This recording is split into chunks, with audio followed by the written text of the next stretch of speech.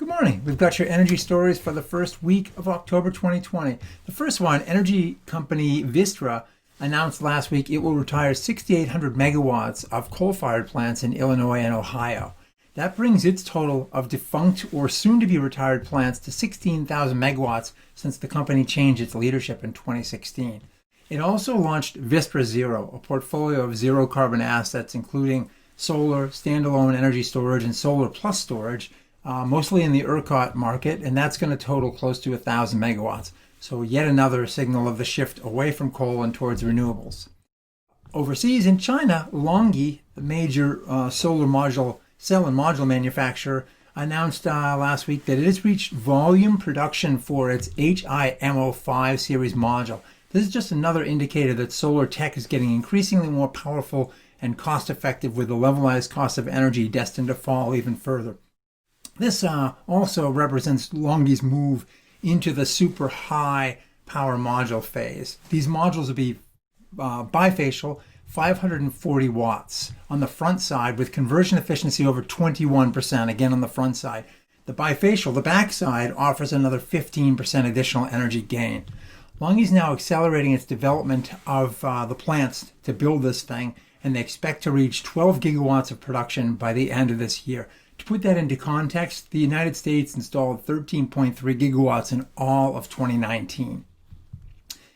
Turning again to this country, East Coast offshore wind, Dominion Energy announced last week that it had finally commissioned its 12 megawatt offshore wind facility called Coastal Virginia. This is an Orsted project.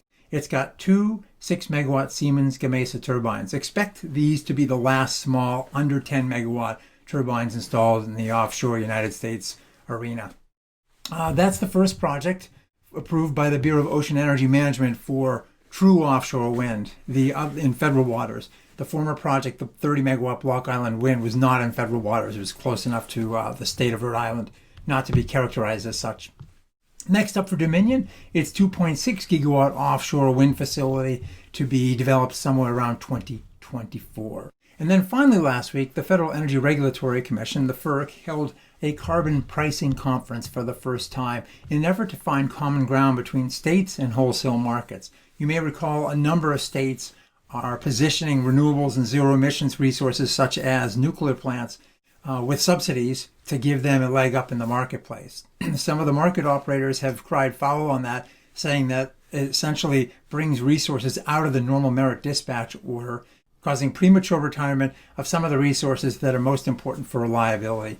Observers noted that this conversation about incorporating carbon into wholesale markets saw widespread agreement that this might be the right way to do things, essentially accounting for externalities in the dispatch order and creating a more efficient market, pricing that carbon externality into the conversation.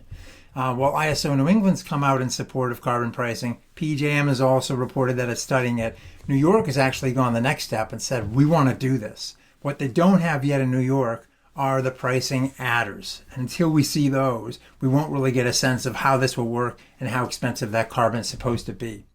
At the outset of the conference, Chairman Chatterjee commented that, quote, "I think it's important to be very clear about our starting point today. FERC is not an environmental regulator. We have neither the expertise nor the authority to weigh in on how best to curb emissions.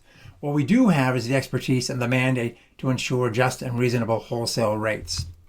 He went on to say, "Our complex energy markets cannot be hermetically sealed from state environmental policies. That's just an undeniable fact, and it's evident to anyone who's watched us over the past several years. We've grappled with the thorny issues that arise at the intersection of state policies and markets."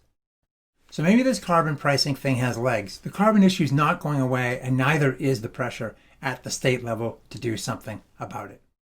Well, those are the 4 stories for this first week of October 2020. Thanks for watching. We'll see you next week.